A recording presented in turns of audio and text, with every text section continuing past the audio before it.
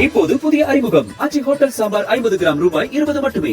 அனைவருக்கும் இதயத்தின் பொங்கல் நல்வாழ்த்துக்கள். பொங்கலோ பொங்கல்.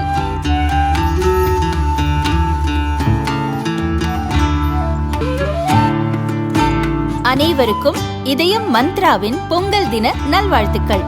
பொங்கலோ பொங்கல். 2 ஸ்பூன் போதும். Lion date syrup. இதுல அயன், ஃபைபர், விட்டமின்ஸ், நோய் எதிர்ப்பு சக்தி அதிகமா இருக்கு. Lion date syrup. வணக்கம். செய்திச் சுருக்கம். இன்று துவங்குகிறது பட்ஜெட் கூட்டத்தொடர். பார்லிமெண்ட் பட்ஜெட் கூட்டத்தொடர் இன்று ஜனாதிபதி திரௌபதி முர்மு உரையுடன் தொடங்குகிறது. கூட்டத்தொடரின் முதற்கட்ட அமர்வு இன்று தொடங்கி பிப்ரவரி 13 வரையும், இரண்டாம் கட்ட அமர்வு மார்ச் 9 துவங்கி ஏப்ரல் 2 வரையும் நடக்கிறது. 2026-27 நிதியாண்டுக்கான பட்ஜெட்டை மத்திய நிதி அமைச்சர் நிர்மலா சீதாராமன் பிப்ரவரி 1 தாக்கல் செய்கிறார். இது நிர்மலா சீதாராமன் தாக்கல் செய்யும் 9வது பட்ஜெட்.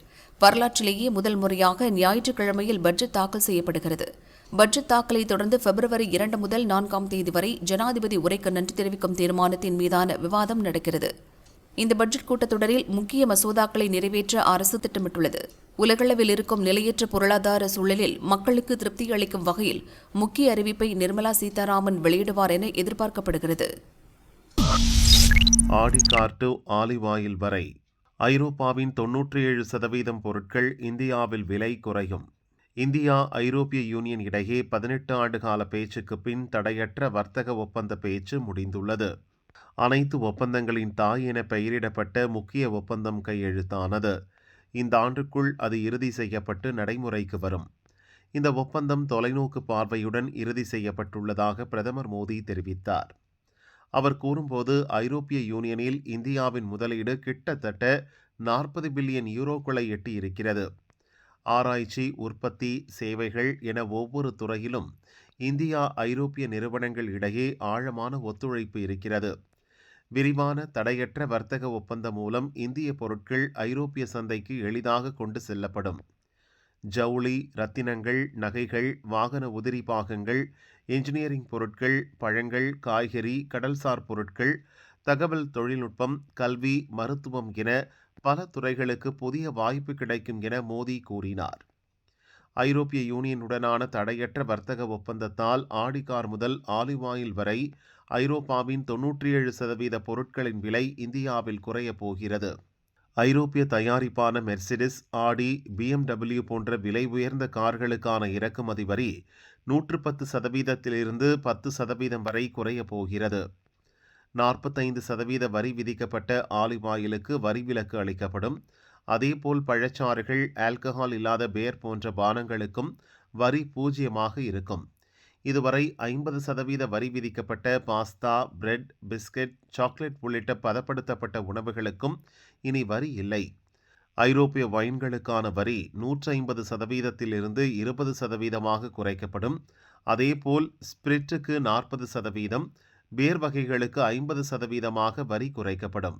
இயந்திரங்கள், எலக்ட்ரிக்கல் உபகரணங்கள், விமானம், விண்கலம் உதிரி பாகங்கள், மருத்துவ உபகரணங்கள், மருந்துகளுக்கும் இந்தியாவில் வரி விலக்கு அளிக்கப்பட இருக்கிறது. இதேபோல் இந்தியாவின் 99.5% பொருட்களுக்கான வரியை ஐரோப்பிய ஒன்றியமும் குறைக்க இருக்கிறது. இதன் மூலம் கடல்சார் பொருட்கள், தோல் பொருட்கள், ஜவுளி, ரசாயனங்கள், ரப்பர் பொருட்கள், ரத்தினங்கள், நகைகள் உள்ளிட்ட பொருட்களுக்கான ஏற்றுமதி அதிகரிக்கும் வாய்ப்பு உள்ளது. இவையெல்லாம் அமெரிக்காவின் டபுள் வரி விதிப்பால் ஏற்றுமதி பாதிக்கப்பட்டவை. ஐரோப்பிய ஒப்பந்தத்தின் மூலம் அந்த துறைகளுக்கு புத்துணர்வு கிடைக்கும். அடுத்த 2 ஆண்டுகளில் இந்தியாவில் 500 மில்லியன் யூரோ முதலீடு செய்ய ஐரோப்பிய யூனியன் முன்வந்துள்ளது. பசுமை இல்ல வாயுக்களை குறைப்பதற்கான இந்தியாவின் திட்டங்களில் அந்த முதலீடுகள் இருக்கும். டபுள் டிஜிட் லட்சியம், சிங்கிள் டிஜிட் நிச்சயம். கொஞ்சம் பார்த்து பண்ணுங்க. விசிகாவை தங்கள் கூட்டணிக்குள் கொண்டுவர அதிமுக, தாவேகா போன்ற கட்சிகள் முயன்றன. ஆனால் சட்டசபை தேர்தலிலும் திமுக கூட்டணியிலேயே தொடர்வதாக அக்கட்சித் தலைவர் திருமாவளவன் அறிவித்தார். அதே நேரம் கூட்டணியில் திமுகவிற்கு அடுத்து விசிக தான் அனைத்து தொகுதிகளிலும் பெரிய கட்சியாக இருக்கிறது. எனவே திமுகவிற்கு அடுத்து விசிக்கு தான் அதிக தொகுதிகளை ஒதுக்க வேண்டும், குறிப்பாக இரட்டை இலக்கத்தில் ஒதுக்க வேண்டும் என அக்கட்சியினர் வலியுறுத்தி வருகின்றனர். இந்த நிலையில் கடந்த முறை போலவே ஒற்றை இலக்கத்தில் தொகுதிகளை ஒதுக்கினால் கூடுதலாக ராஜ்யசபா சீட் ஒதுக்க வேண்டும் என திமுக தலைமையிடம் கேட்டுள்ளதாக தகவல்கள் வெளியாகியுள்ளன. சிறிய கட்சிகளை கூட்டணியில் சேர்க்க திமுக விரும்புகிறது. அந்த கட்சிகளுக்கும் சீட் ஒதுக்குவதோடு திமுகவும் அதிக இடங்களில் போட்டியிட வேண்டும். நாங்கள் கூடுதலாக இடங்கள் ஒதுக்கும்படி கேட்டு வருகிறோம். ஒருவேளை இரட்டை இலக்கத்தில் தொகுதிகள் ஒதுக்காவிட்டால் ஒரு ராஜ்யசபா எம்பி பதவி வழங்குமாறு கோரிக்கை வைத்துள்ளோம் என விசிக தரப்பில் தெரிவித்தனர். இதேபோல நடிகர் கமலின் மக்கள் நீதி மய்யம் கட்சியும் இரட்டை இலக்க சீட் கோரிக்கை வைத்தது. வரும் சட்டசபை தேர்தலில் டார்ச் லைட் சின்னம் எங்களுக்கு ஒதுக்கப்பட்டுள்ளது. எனவே குறைந்தது 12 தொகுதிகளில் போட்டியிட வேண்டும் என்று விரும்புகிறோம். அதற்காக இரட்டை இலக்க தொகுதிகளை திமுகவிடம் கேட்க முடிவெடுக்கப்பட்டது. ஆனால் மக்கள் நீதி மய்யத்துக்கு திமுக கூட்டணியில் ஒற்றை இலக்கத்தில் தொகுதிகளை ஒதுக்க அறிவாலயம் முடிவு செய்துள்ளது. உதயசூரியன் சின்னத்தில் போட்டியிட வைத்து வெற்றி பெறச் செய்வோம் என கமலிடம் அமைச்சர் சேகர் பாபு பேசியுள்ளார். நாட்டின் 16வது மக்கள் தொகை கணக்கெடுப்பு ஏப்ரலில் துவக்கம். இந்தியாவில் 1872 முதல் மக்கள் தொகை கணக்கெடுப்பு நடத்தப்பட்டது. அப்போது வெவ்வேறு கட்டங்களாக நடந்தது. அதற்கு அடுத்து 1881 நாடு முழுவதும் ஒரே கட்டமாக மக்கள் தொகை கணக்கெடுக்கப்பட்டது. அப்போது தொடங்கி 10 ஆண்டுகளுக்கு ஒருமுறை மக்கள் தொகை கணக்கெடுப்பு எடுக்கப்பட்டு வருகிறது. தற்போது 16வது மக்கள் தொகை கணக்கெடுப்பு 2 கட்டங்களாக நடக்க உள்ளது. வரும் ஏப்ரலில் வீடுகள் பற்றிய கணக்கெடுப்பும் 2027ஆம் ஆண்டு பிப்ரவரியில் மக்கள் தொகை கணக்கெடுப்பும் நடக்கிறது. முதற்கட்டமாக ஏப்ரலில் எடுக்கப்படும் கணக்கெடுப்பில் முதல் வீடு வணிக கட்டட கதவு எண், வீட்டு எண், கட்டுமான பொருட்கள், கூரை ரகம், வீட்டின் உறுதித்தன்மை, வீட்டு வரி எண், அறைகள், வீட்டின் தலைவரின் பாலினம், ஜாதி, குடிநீர் திட்டங்கள், கழிப்பறை வசதி, சிலிண்டர் வகைகள், டிவி, ரேடியோ, இன்டர்நெட் இணைப்பு, 2 வீலர் 4 வீலர் உட்பட 33 விதமான கேள்விகள் இடம்பெறுகின்றன. இதனைத் தொடர்ந்து 2027 பிப்ரவரியில் மக்கள் தொகை கணக்கெடுப்பு நடக்கிறது. ஈரான் கடற்பகுதிக்குள் நுழைந்தது அமெரிக்க போர்க்கப்பல்கள். ஈரானில் உள்நாட்டு கலவரம் நடக்கிறது. அந்நாட்டு மக்கள் அரசுக்கு எதிராக போராடி வருகின்றனர். போராட்டத்தை ஒடுக்க ஈரான் அரசு மேற்கொண்ட நடவடிக்கையில் 6000க்கும் மேற்பட்டோர் இறந்தனர். 27,000 பேர் கைது செய்யப்பட்டுள்ளனர். அமைதியாக போராடி வரும் மக்களை ஈரான் அரசு துப்பாக்கிச்சூடு உள்ளிட்ட நடவடிக்கைகளால் கொன்று குவிப்பதாக குற்றச்சாட்டு எழுந்தது. இதுகுறித்து பேசிய அமெரிக்க அதிபர் டிரம்ப், அமைதியாக போராடி வரும் மக்களை கொன்றால் அமெரிக்கா பார்த்துக் கொண்டு சும்மா இருக்காது என எச்சரிக்கை விடுத்திருந்தார்.